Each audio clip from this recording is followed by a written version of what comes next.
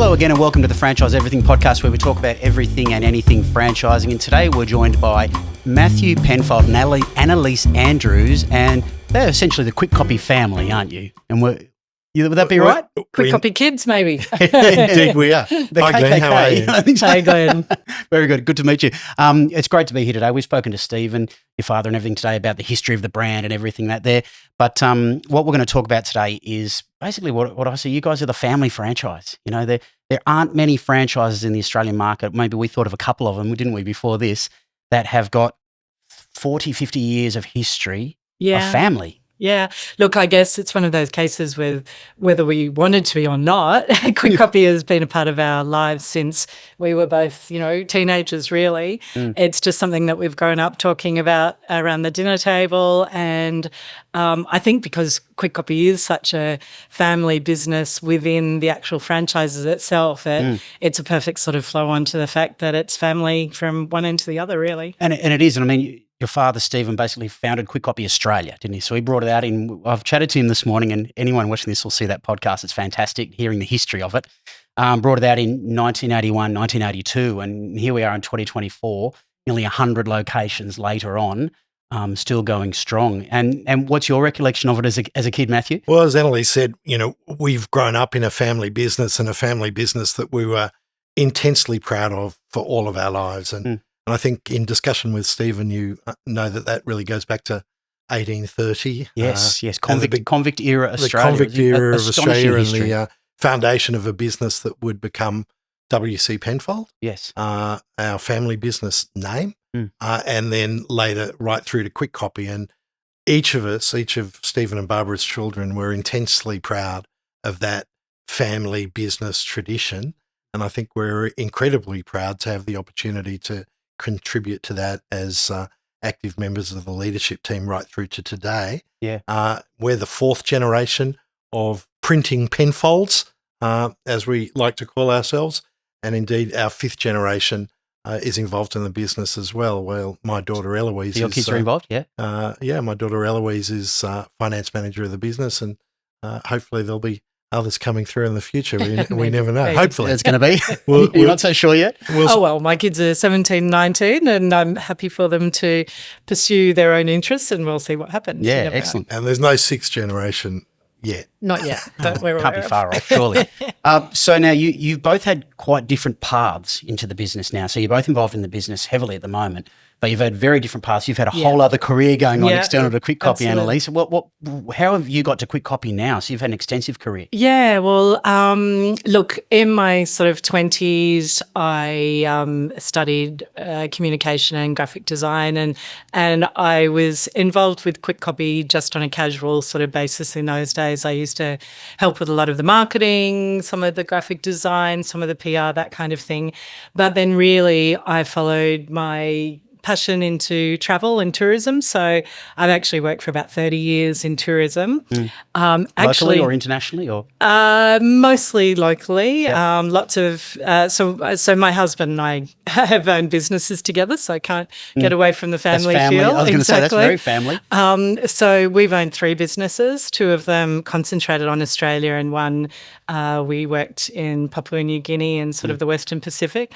So we've owned 3 businesses. And so we very much, I guess, look, I came from a family of business people and entrepreneurs, and as did my husband. And so we've sort of followed that through into what we've done. And so I actually find that it meshes really well. I can really understand our owners coming into our franchise centres. I've certainly been a small business owner myself multiple times. Yourself. Yeah, and really understand the difficulties. We didn't have a franchise to fall back on. Ours was an independent, or they were all independent small businesses. I really sort of like that I have that perspective and understanding. But then in 2019, as I alluded to before, I've certainly always been very aware of the business and what's going on with Kwik Kopy. So you've done little bits and pieces with the business over the years, haven't you? Yeah. But also, as I say, it's it's very much what's discussed around the dinner table and every other table that we sit at is Kwik Kopy this and that. So in 2019, my father, sort of, getting a bit older, decided that he wanted to step aside a bit, and Matthew and I decided that we wanted to sort of re-energise the business a little bit and move it in some other directions. So I formally came on as a director in 2019. Yep. And we've been working together since then. And I think the journey towards that is something that we'll explore a little bit as we go through. So Matthew, your involvement in the business goes a fair way back, doesn't it? So pretty much it does. In the heady 80s or so, right? Wasn't it? Yeah. I joined the Kwik Kopy family a lot earlier than Annalise in as part of my career. Yeah. I studied arts law at university for a period of time. Went out and actually started my own small business as well, a music management business, managing Australian bands as they toured and recorded in Australia and that's pretty exciting. the I didn't US know that. and the UK. Wow. You never mentioned that before. Well, that was a passion of mine. Very early on, I realised that what I wanted to do was to help creative people achieve their goals, and my definition of a creative person is anybody who's passionate about what they do. And I did that for a small period of time, about 5 years in the early 1980s, and found myself in Europe in my mid-20s and decided really a career in the music industry probably wasn't going to be for me. And I was drawn back to that family history and that commitment that I mentioned earlier. And I took the opportunity to join a guy called Moshe Gerstenhaber that I think you might have heard about from Stephen. That's right. Who was the licensee of the Kwik Kopy group in the UK. And I started as a sales rep for a Kwik Kopy store in the UK and became the centre manager, and then moved into the Kwik Kopy head office in the UK and worked alongside Moshe for about 3 years in the UK. And of course, Kwik Kopy came from the US originally. Right. So Moshe was a licensee in the UK, and he was a really dynamic entrepreneur, very future focused. And working for Moshe, I got the opportunity to be exposed to some of the new technologies that were just beginning to play into the quick printing industry at that time, desktop publishing with Apple Macs, the first digital photocopiers. It's been a really exciting time that technology transition was incredible around that late 80s. It was, and Kwik Kopy in the UK was really one of the pioneers that took risks about where the business could go. And that was, really foundational for me. And Moshe was a great mentor for me in those early days. And I worked with Moshe from 1987 to about 1990.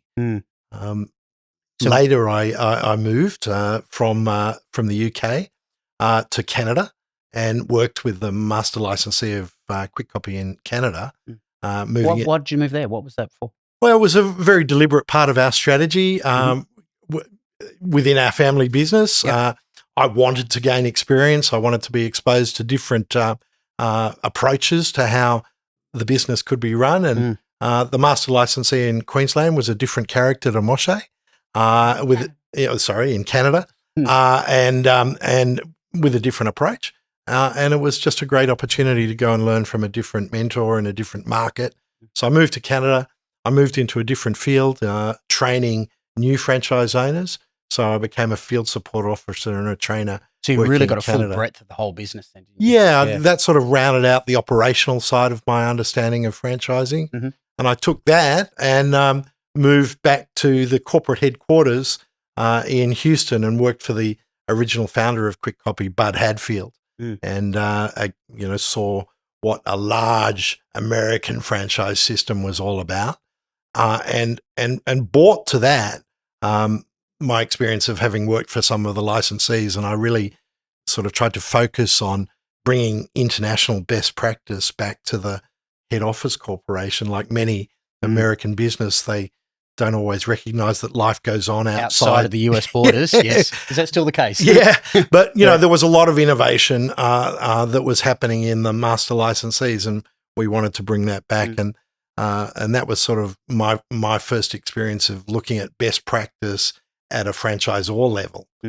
Ultimately, after about 5 years on the road, I came back and took the step to actually work alongside my father. And what was that like? Well, look, he always said he's a very passionate guy. He is, and we chatted for about 45 minutes this morning. So, what was it like working alongside him and after bringing all those learnings, no doubt, that you've got for 5 years from everyone else and bringing it back home? I'm a pretty passionate person as well, so it had its moments, but I think we both agree that the decision that I should have spent the first 5 years of my learning on the other side of the world was a good thing. It was good for both of us. So you matured by the time you got back? A little. Oh, yeah. And I discovered that he had as well. Oh, excellent. I'm sure. Yeah. Over all those years. Yeah. All those years. So what was it like getting back there and working together? So what was your first role and how did you start back in the business in Kwik Kopy Australia? Despite the experience that I had in those other 3 territories, I came back to Australia and started at the bottom as a trainer, as a field support person, and then moved my way through the company into a chief operating officer role and ultimately to be CEO of the company. So, Annalise, seeing your brother be CEO and all that sort of stuff there, did you get itchy feet at all and want to come back and get into the family business, or were you still very happy at that time? No, I was delighted with what I was doing. Just doing your own thing. No, I think it's fantastic that Matthew has such a breadth in his experience and his history. It certainly has helped the brand, I think, in Australia enormously, having that perspective. As for me, no, I was quite happy. I was doing, great things in what I was doing and loving it. You're only talking about over the dinner table and all that sort of stuff every now and again. Constantly. Yeah. So how was the progression through? So then you became CEO of the business. When did you become CEO of the business? It was about 1997. Okay. I'd been back in Australia for about 5 years by the time I. And what did you see in the business at that time? Like, were you the type of person who wants to put their own stamp on things at that time, or were you a tread lightly and just we'll keep things running as they are? I'm very interested because I have no idea. Look, it was a bit of both. Annalise laughs obviously because you know the answer. A little bit of both. We had a great brand. We had a great business. The experience that I'd had overseas had introduced me to some new ways and different approaches to what we were doing in Australia, and we brought some of that back. But I had the benefit of I always say I had the benefit of 3 great mentors in my life. One was Moshe Gerstenhaber in the UK, the other was Bart in the US, and the third was my own father Stephen. And I respect everything I've learned from all 3 of those gentlemen. So trying to balance all of that, but we did focus on building processes and systems into what we were doing. We were growing still throughout the 90s and up to about 2002. We were very much in a growth phase of the business, and we looked to cement in the core values that had come from our family business background into processes and systems that became ingrained and entrenched in the business. So that was really what the focus that I had. So what values are those? What are you really focusing on?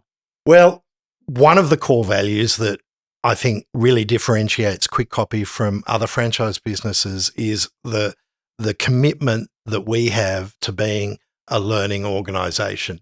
That was part of Stephen's philosophy in looking to benchmark the W.C. Penfold business with other printing businesses from around the world in his young management career.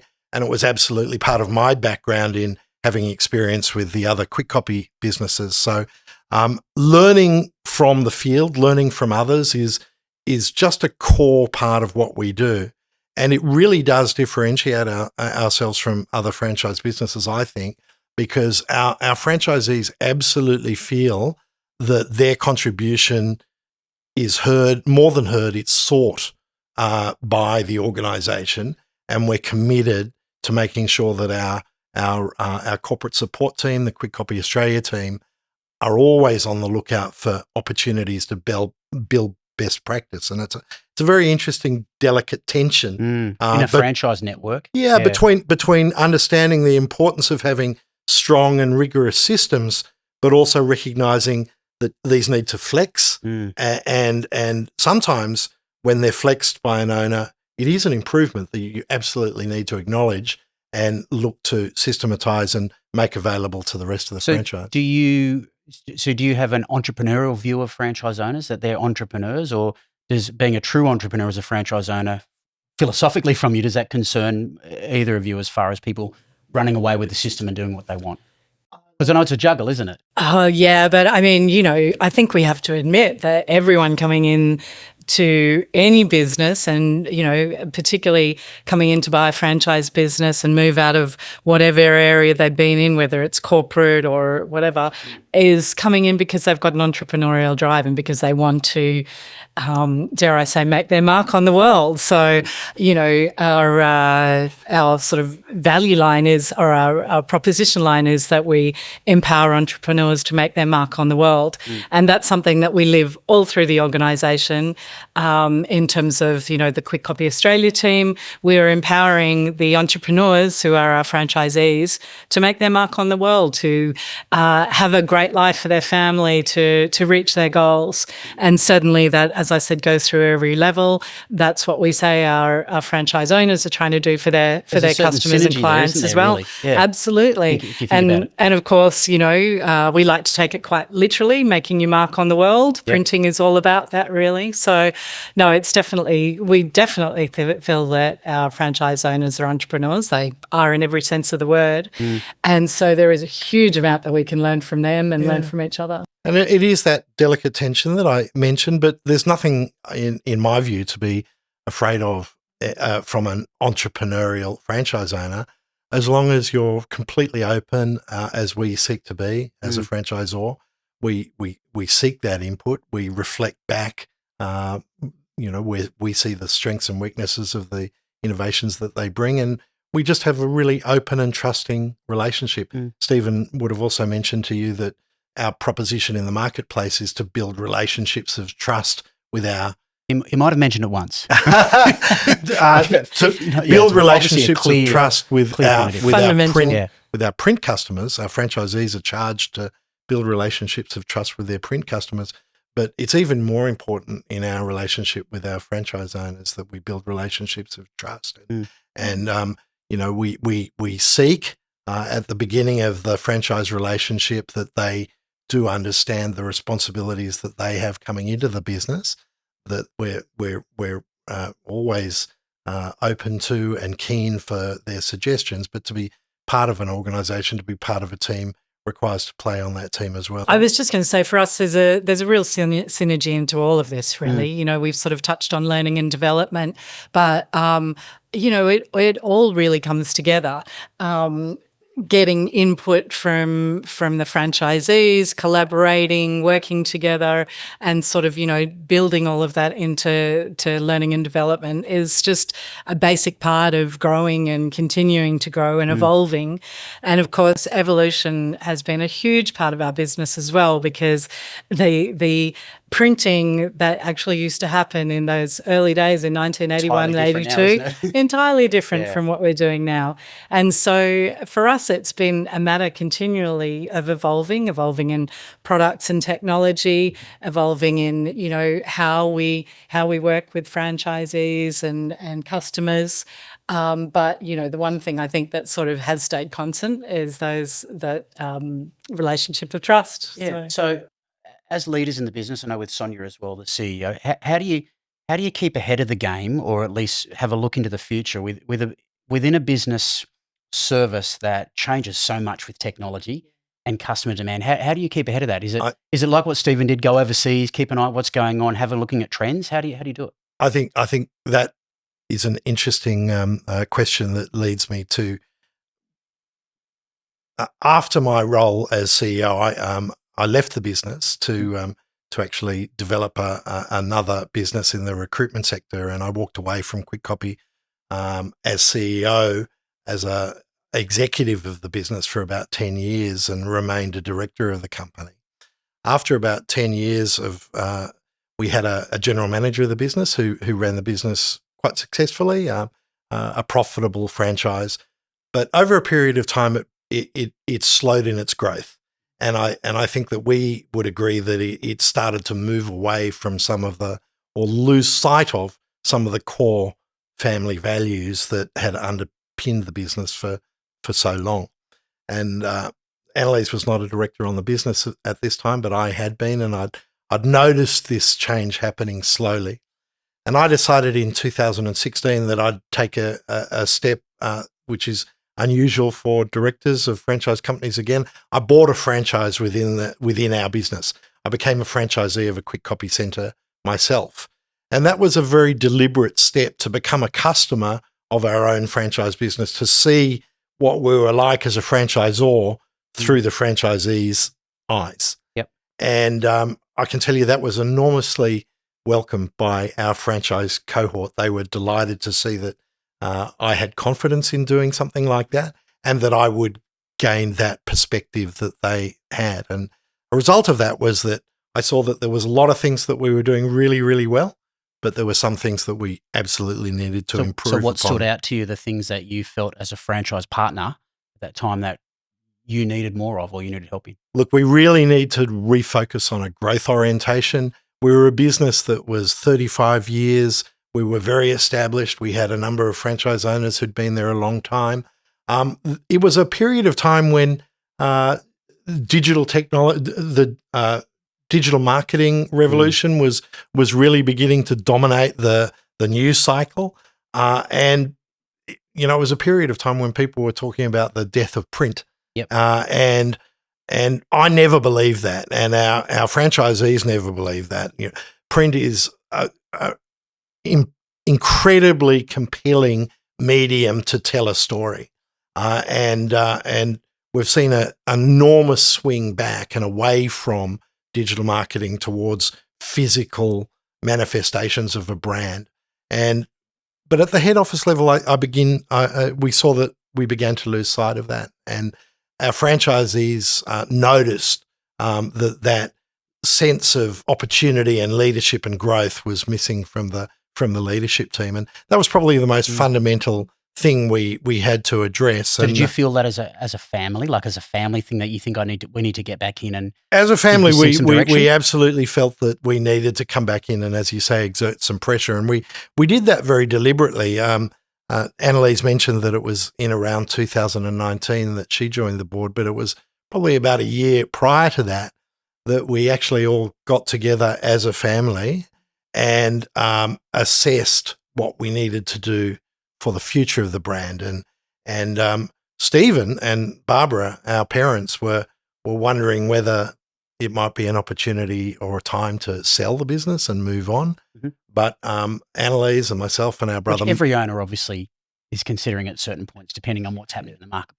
Annalise and myself and our brother Mark felt that there was lots of legs in the old girl yet, and that we should recommit to the next phase of the business. And we really approached it like we were a venture capital company coming in to a proven brand that had an opportunity for a new phase of growth.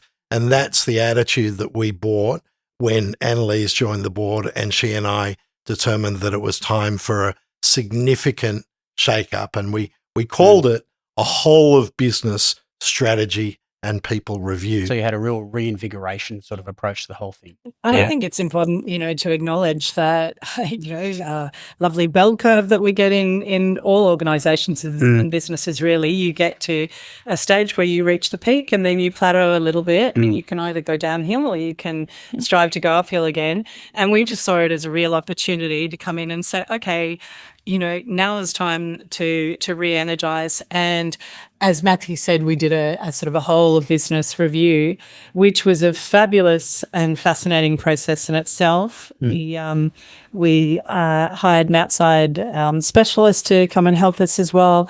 And then we did a really extraordinarily great and fascinating, as I said, deep dive into the business.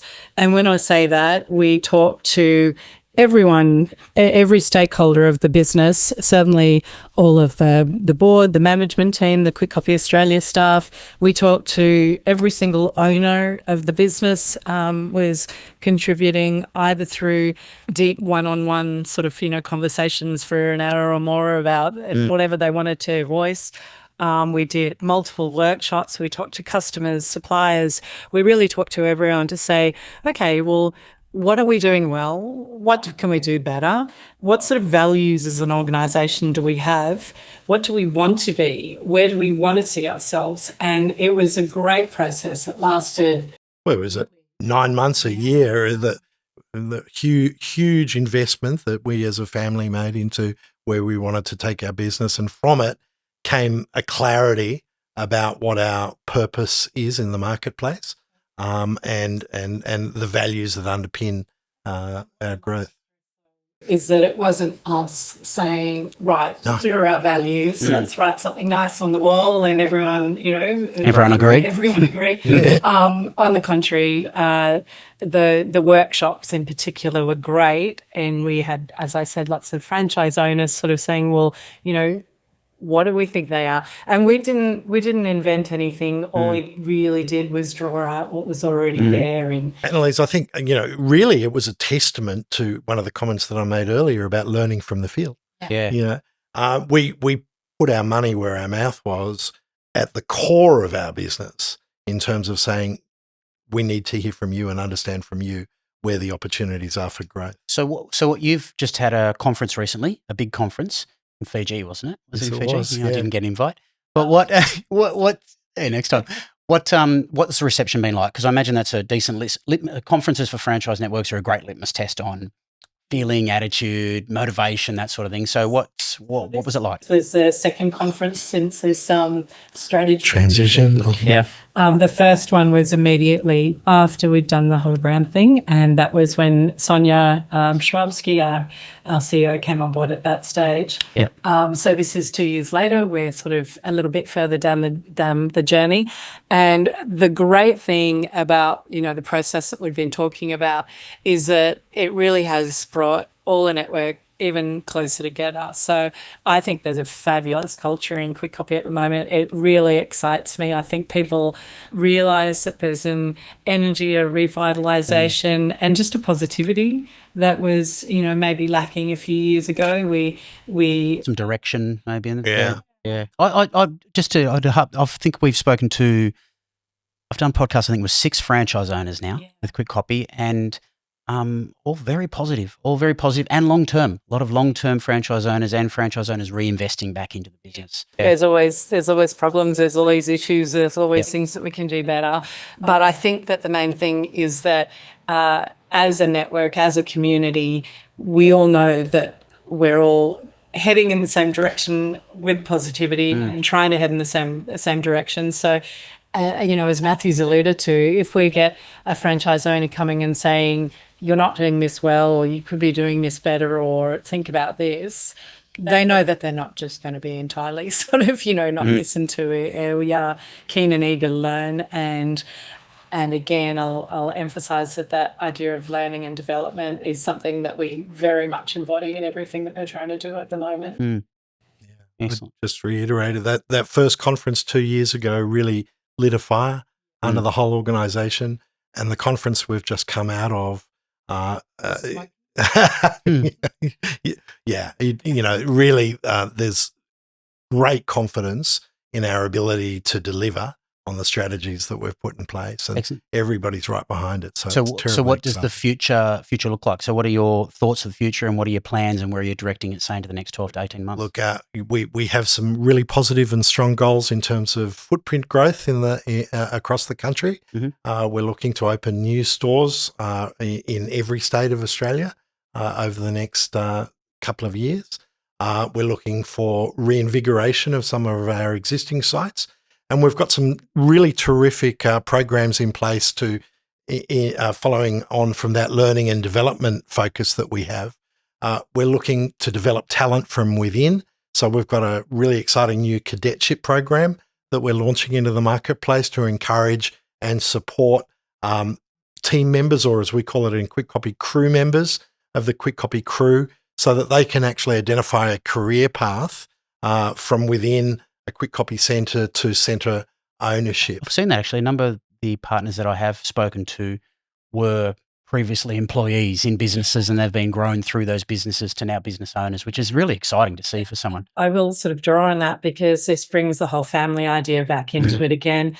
First of all, a lot of our centres are families. There's spouses working together, there's kids involved in the business, partners, whatever. But even, within the centres themselves, they're obviously very much family units, even if they're not related. And so helping develop, people through that model and into their own franchises has been something that we'd love to see.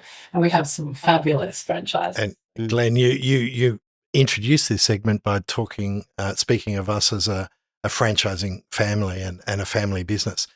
We're often described as a family business, but I actually prefer to say we're a business of families because there are so many families involved in our organisation. The Penfolds, of course, but we have parents and children, brothers and sisters, aunts and uncles, cousins. We have so many family businesses that operate within our network, and we're very conscious of that and understand that that's something of enormous value to everybody involved. Awesome. Two of my favourite things, family and business. Yeah. Annalise and Matthew, thanks so much for joining us today. It was a great chat to learn more about the Kwik Kopy and family. Thank you very much. And that's it again for the Franchise Everything podcast. Hope you enjoyed this one. If you'd like to see more, please comment, like, subscribe, share, tell everyone about it, and we'll catch you in the next one soon.